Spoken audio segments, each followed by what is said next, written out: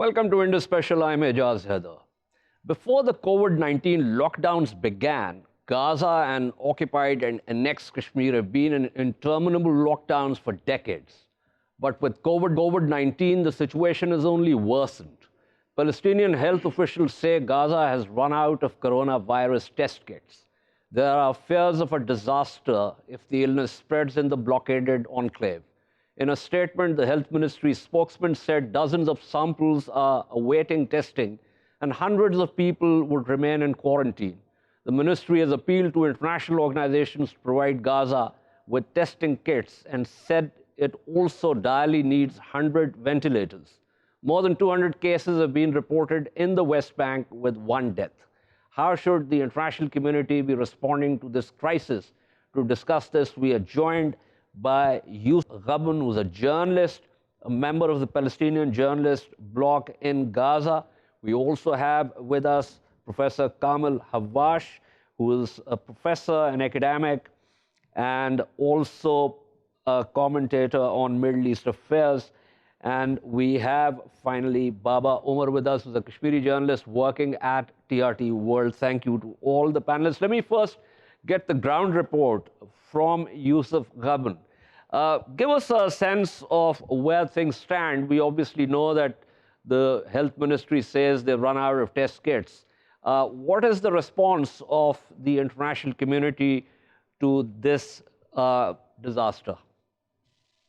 Actually, the last statement by the Ministry of Health here in the Gaza Strip, they stated that already the agents and kits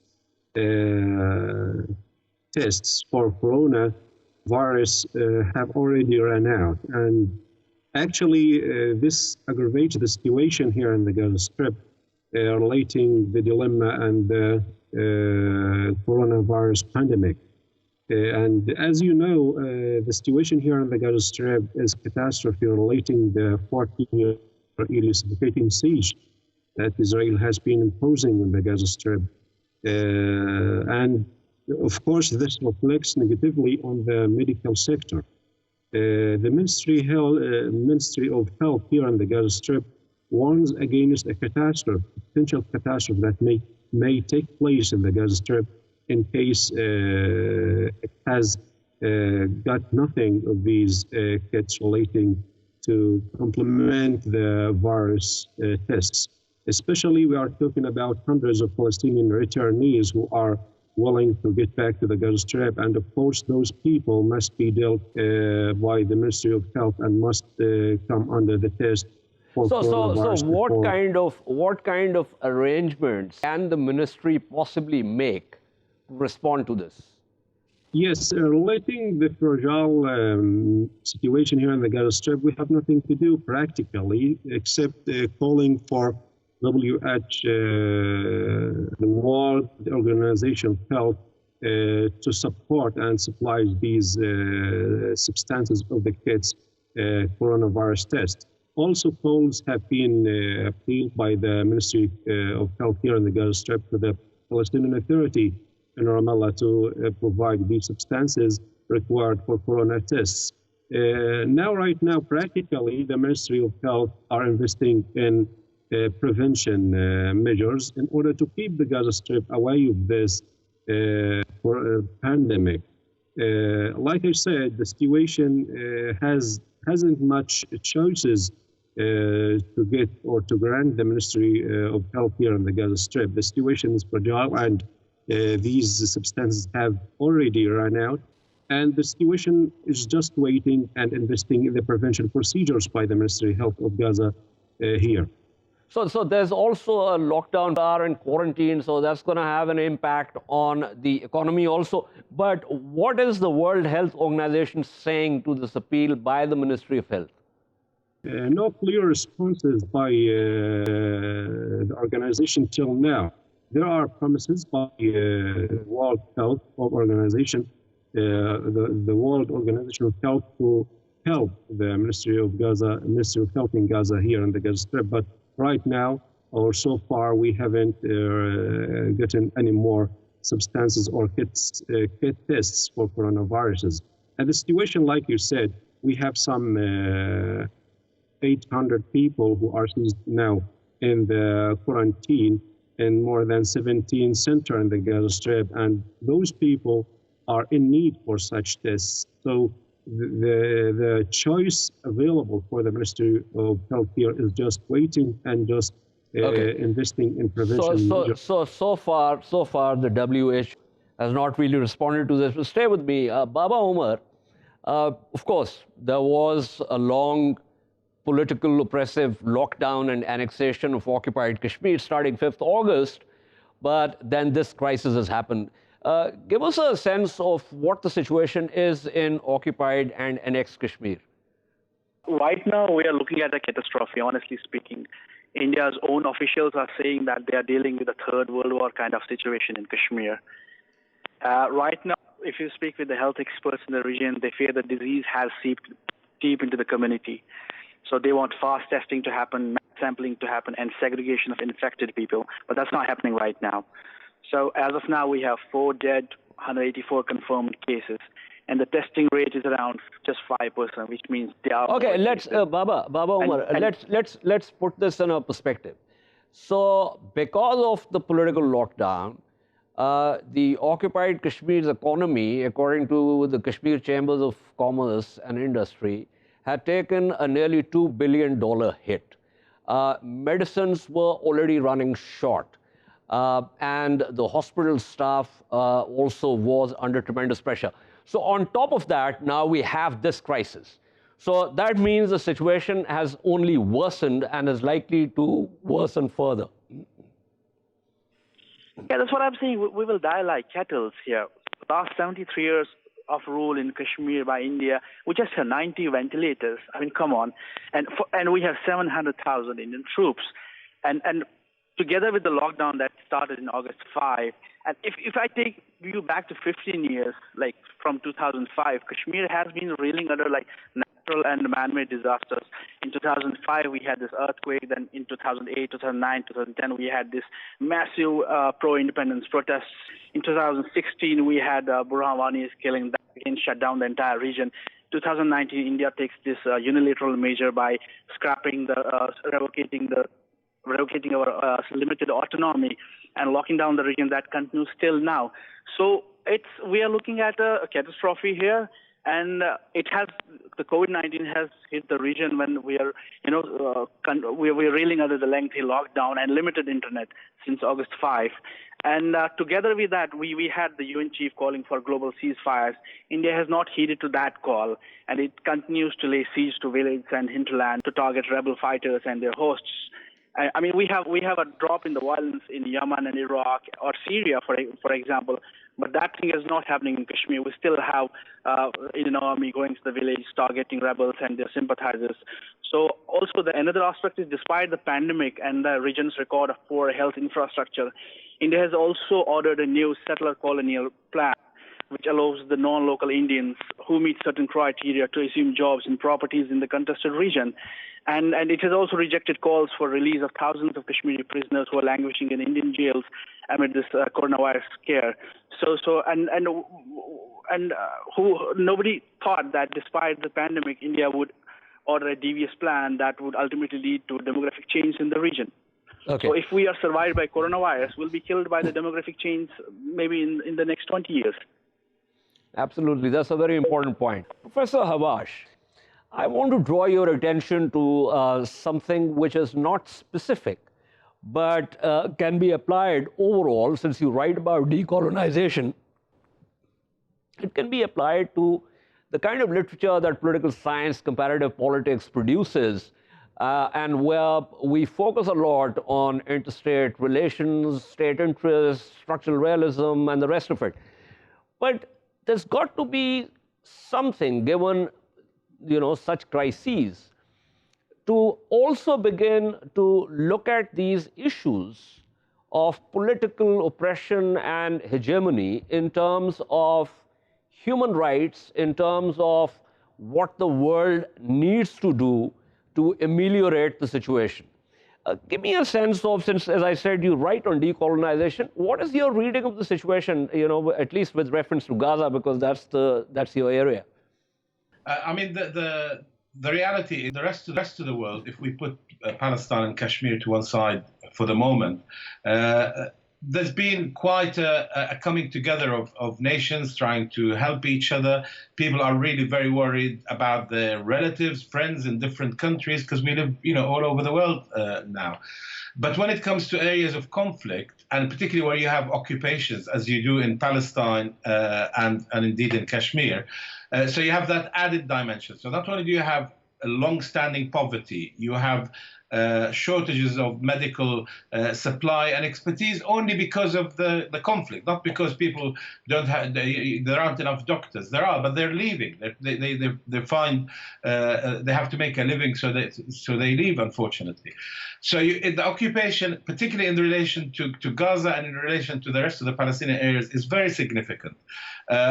First of all, there's a big difference in the number of people infected between Palestine and Israel, for example. So in Israel, nearly 10,000 or just over 10,000 people have been infected. And in terms of deaths, I think the number has gone up to about 92. Whereas in the Palestinian areas, we have a much smaller infection of 266 or thereabouts, and there's only been one death. And part of the reason is that Palestinians can't easily leave and come back. So those who, Palestinians are almost imprisoned both in the Gaza Strip and in the West Bank.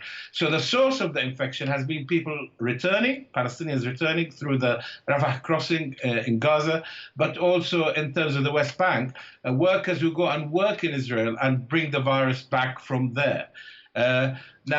So Israel is happy to have the workers, cheap labor, but it isn't happy to supply and support, and that is its obligation under international law, to support the health sector in dealing with this. And that's quite an important issue.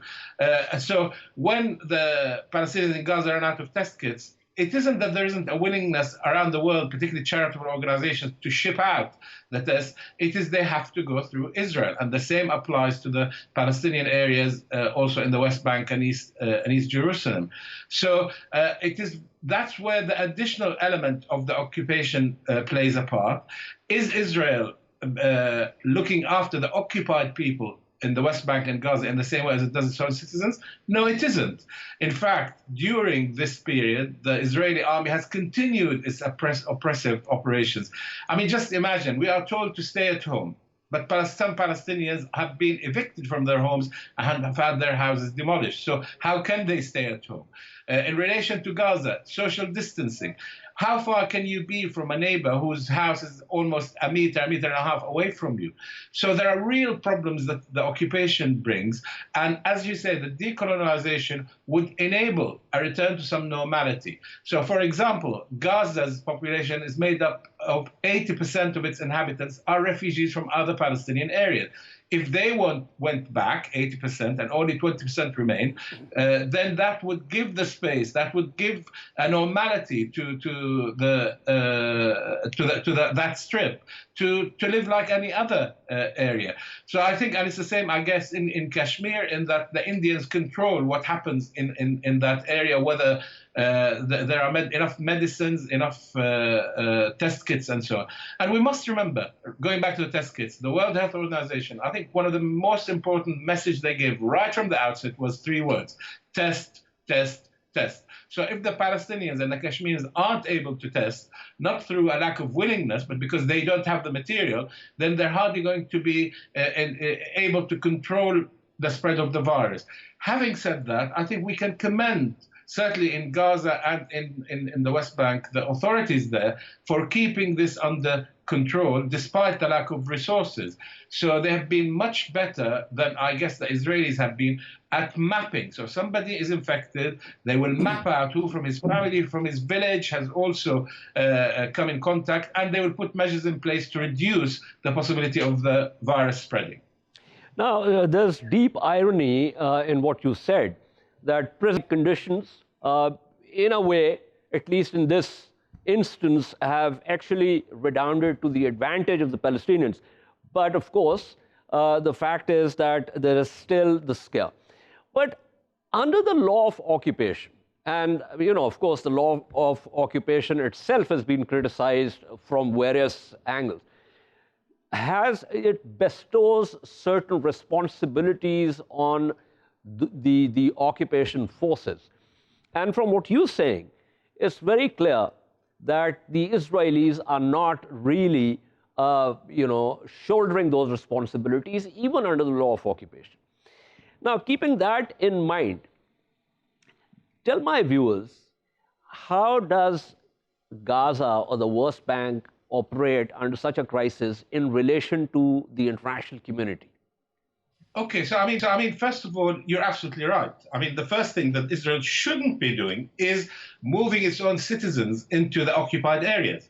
And the reason for that is Israel doesn't recognize that there is an occupation. It has said that. And indeed, so has the American ambassador to Israel. He says if there is an occupation, it doesn't accept there is, then it's only about 3% of the West Bank. So you start from that point where they don't recognize that there is an occupation. They also claim that having left Gaza, when they dismantled their illegal settlements, they're no longer occupy Gaza. But nothing happens in Gaza. Nothing enters, nothing leaves without Israel's say-so. So there is an occupation. And it's the same in the West Bank. The reality is the Palestinian Authority, both in Gaza and in the West Bank, and I'm talking generally, I'm not talking in factional terms, wants to be able to look after its own people.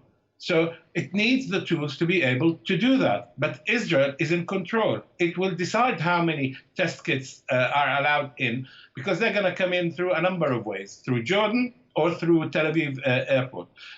So the Chinese are currently sending lots of supplies, medical supplies. They're going separately to Israel and to the Palestinian Authority. But I mean, listen to this. So there are Palestinian citizens of Israel and Palestinian residents in Jerusalem who have the Israeli travel ID have been in Turkey for various reasons. So the Turkish authorities chartered a flight and they sent them back, but the Israelis would not allow Palestinians from the West Bank or Gaza to be on the same flight. So that's what Israel cynically does. What it should have done is allowed people in, put them in quarantine for the required period, and then allow them to return to the Palestinian areas. But instead of that, we saw the image of a video of a Palestinian worker in Israel who was literally abandoned, thrown at a checkpoint because they suspected he had the coronavirus. The Israelis just threw him there and left, which is absolutely despicable.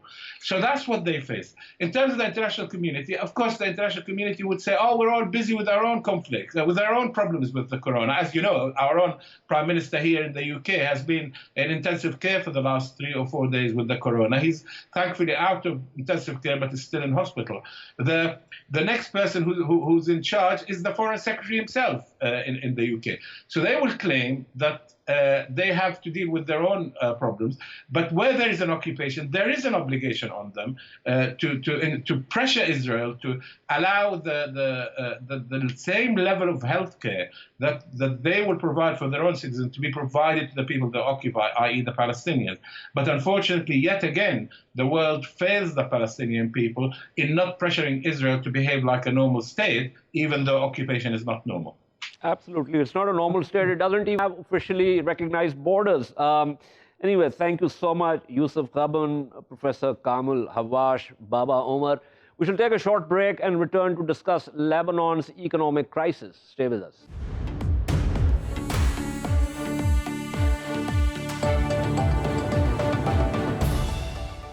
Welcome back to Indus Special. The Lebanese government has devised a plan to seek $10 to $15 billion in external financing in an effort to address the deepest financial crisis in its history.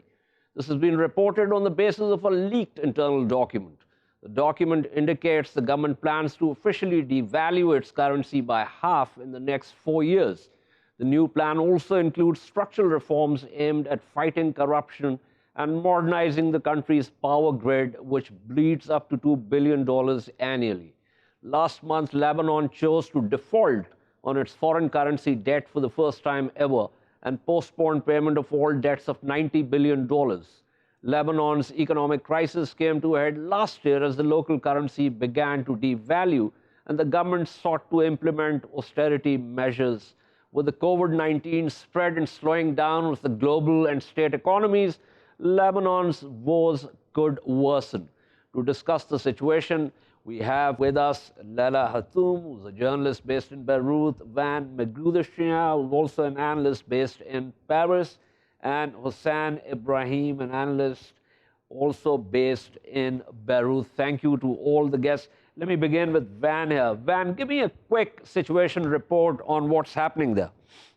Yes, Ejaz, thanks for having me. The leaks we're talking about are basically, they've been in discussion since February by the new government of Prime Minister Hassan Diab.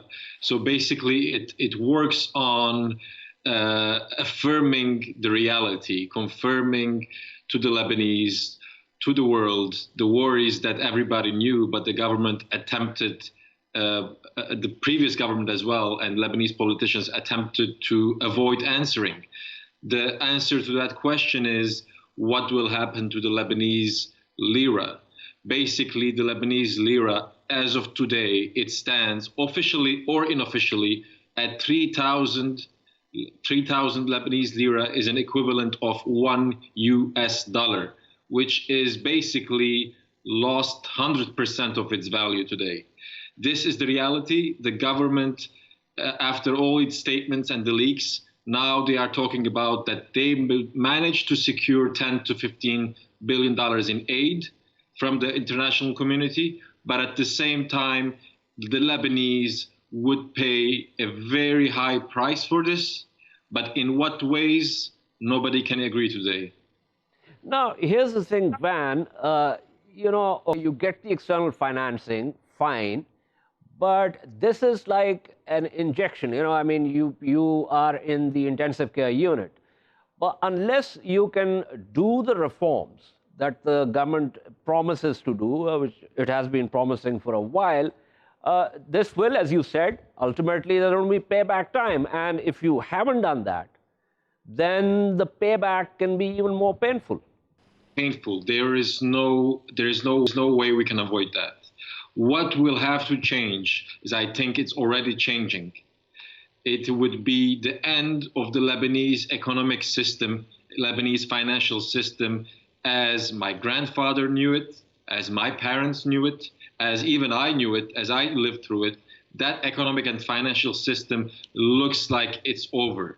The Lebanese lira with the American US dollars economy is basically over. What that means in reality is that there will be those who will have to pay a price for these changes, especially those who have big amounts of deposits in US dollars. Something has to be done about that, and everything would start from there. But for the reforms might have a chance with the current government that is basically the joker card that is standing between rival political factions.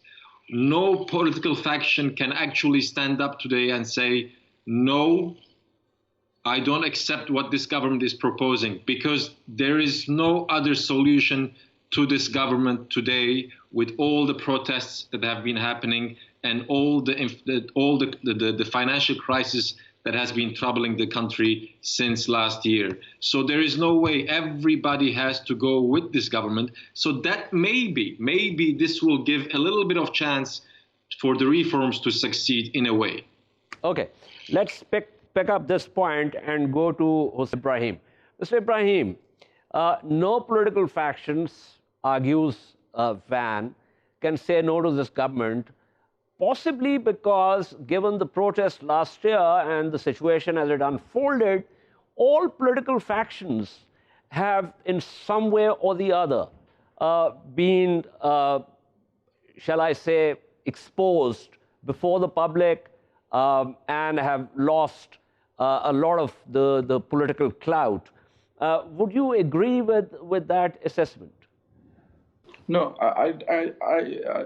They have been exposed, yes, but they lost their clout. I don't think so. I think they're still in control of the country and of the economy, especially. So for that reason, I don't think the plan have big chances of to succeed. Because, you know, here you have my colleague in Paris has said that they'll have to need they need you know, injection of like 10 to 15 billion dollars. Who will pay this amount? This amount, the IMF. If the IMF, I think in Lebanon here there are fears that if the IMF gave us a package, so it will be accompanied by political conditions that are unacceptable in Lebanon, especially if they touch such a sensitive issue as the demarcation with Israel.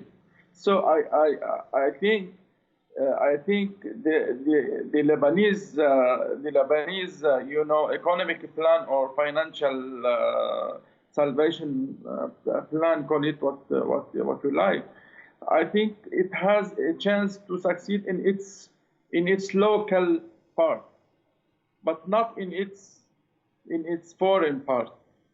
You know, here in Lebanon, they can write off whatever they want.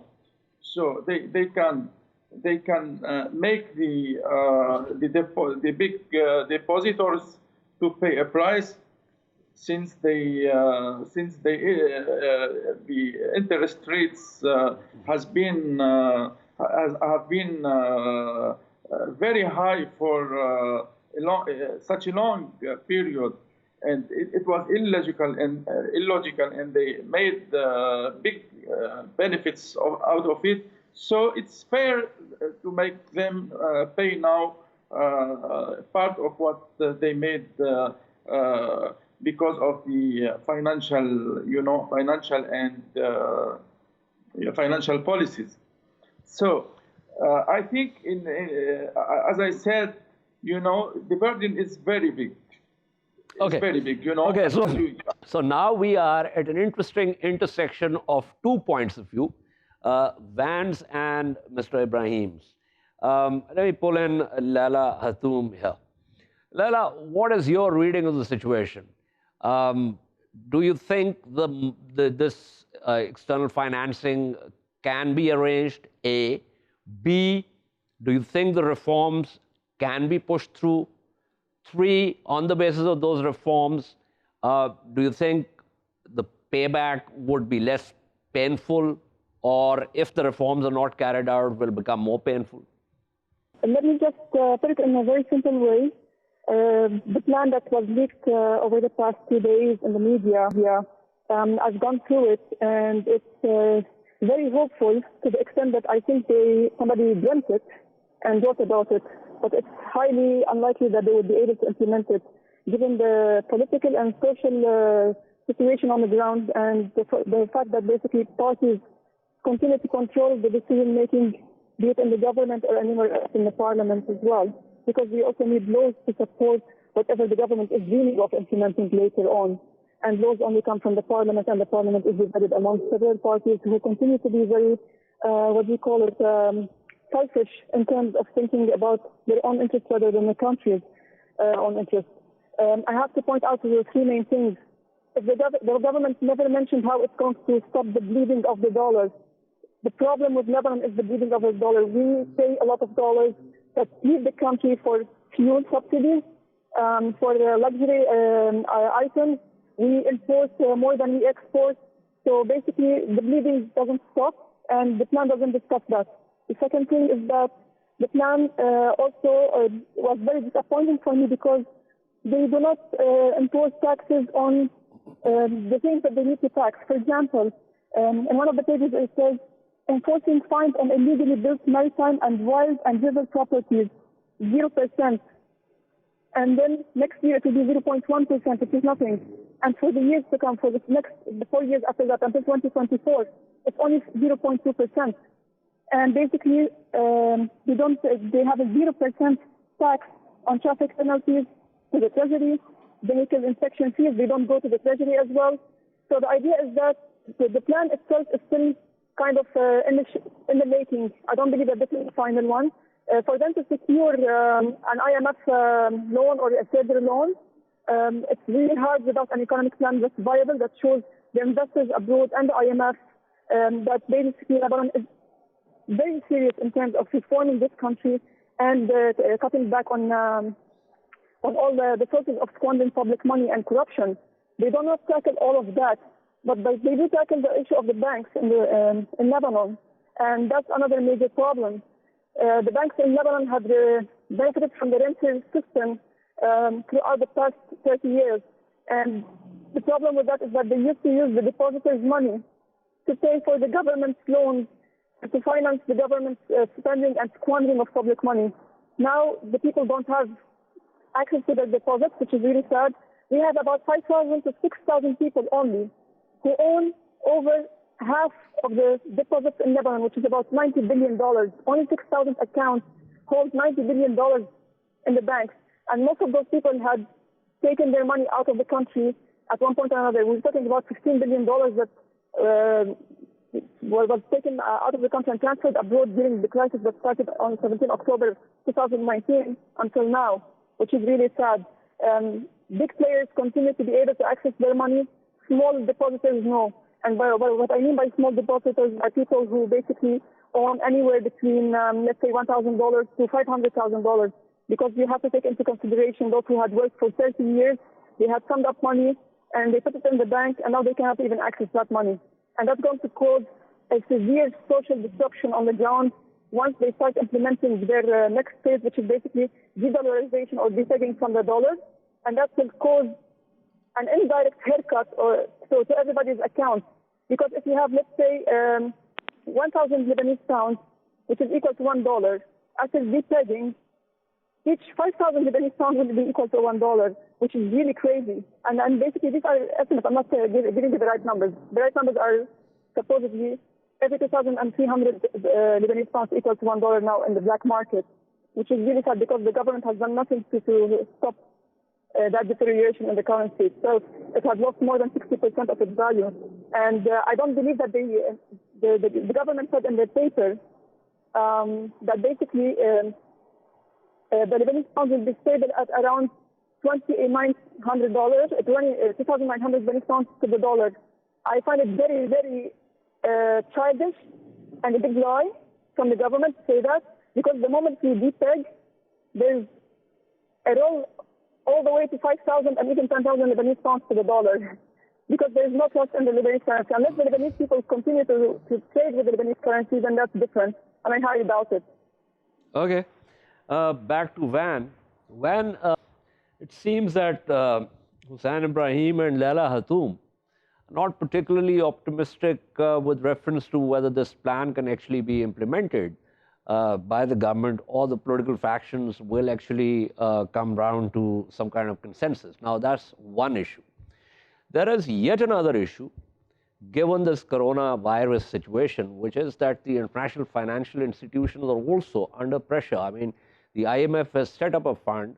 There are lots of countries, including Iran, for instance, that are asking for some kind of support. So there's not too much money going around anyway. So give me a sense of what do you think of what Hussein Ibrahim and Leila have said? Listen, Ejaz, I agree. I agree in most ways. I agree with Leila and Mr. Ibrahim's remarks and their doubts on the situation, on whether these measures could help the country. Because basically what we're talking about here is that a group of politicians, a group of political parties with their leaders who have been robbing, stealing from the Lebanese people for decades, are the ones, they are themselves who are proposing solutions, and they are pushing for reforms today, and they are pretending that they have solutions for the country. That in itself gives you the doubt that this cannot work. People, leaders who have been stealing and getting away with billions of US dollars, taking them away out of Lebanon since for the past 10 years to abroad, to the Canary Islands, to the Virgin Islands, to all the tax havens in the world. And the most recent of which, we have a new report this week that implicates even the central bank governor, who has been in power for decades now. Even the central bank governor is implicated in having taken out at least $2 billion of his of money. We don't know where it came from, but obviously the Lebanese should be worried about it because it's mostly from the Lebanese people's money. That money even made its way into safe havens in countries, in safe havens in the Caribbean. So imagine the central bank governor, Lebanese politicians who have been ruling the country, the leaders, the tribal leaders have been ruling the country. They also have taken away billions of dollars in the past 10 years. 15 years ago, if you were in Beirut trying to exchange money, trying to buy something from someone, you would give them $1 or you would give them a Lebanese lira, it wouldn't matter. Since 2010, there is a weird situation, whereas wherever you had to make business with someone, everybody used to worry about the Lebanese lira. The worry started from there. People wanted to keep the dollar and give you a Lebanese lira instead. So the worry started from there, and by that time, the financial crisis around the world was on its way. And at the same time, you had these Lebanese leaders getting their money out. And now, basically, what they are trying to say is, well, we don't have a choice now, because in the central bank we don't have enough dollars to give you your money back. Yeah, so this has to go, first of all, on the Lebanese politicians. Okay, one final question and quick response, Van. For various reasons within the Arab League, Lebanon, because of Hezbollah's sort of, influence on Lebanese foreign and security policies, the Arab League countries aren't really very happy with the Lebanese, approach to this. Even though there was this policy of regional self-distancing, on paper, but that never really happened. So do you think that is also likely to redound to the disadvantage of Lebanon in terms of trying to get external financing? The Arab countries were always in a close relationship with Lebanon for multiple reasons, but mainly because of Lebanon's financial and economic system, the liberties that you had in Lebanon that you didn't have elsewhere in the Arab world. Lebanon played a huge role for many Arab leaders, Arab businessmen, and mainly companies who wanted to come and either invest their money or spend some time in Lebanon. That has changed with the increasing role of Lebanon's political and military wing in the Middle East. With the increase in the role of Hezbollah in the Middle East, Lebanon slowly started losing its relationship with the Arab countries. First, the tourists stopped coming. Second, the money stopped flowing. And more Lebanese started to go back to Arab countries to work in Arab countries. And now there is a delicate situation where one would say, what kind of a relationship you can have where you cannot agree on anything? Today, the Arab world doesn't agree on anything at all. Absolutely. There's going to be an impact. I'm sorry, Van, I've run out of time, but thank you so much for your insights. Thank you, Leila, Hatoum. Thank you, Hussein, Ibrahim. This is all for this week. We shall see you next Thursday at the same time. Meanwhile, for latest updates, you can follow us on social media at indus.news. Good night and goodbye.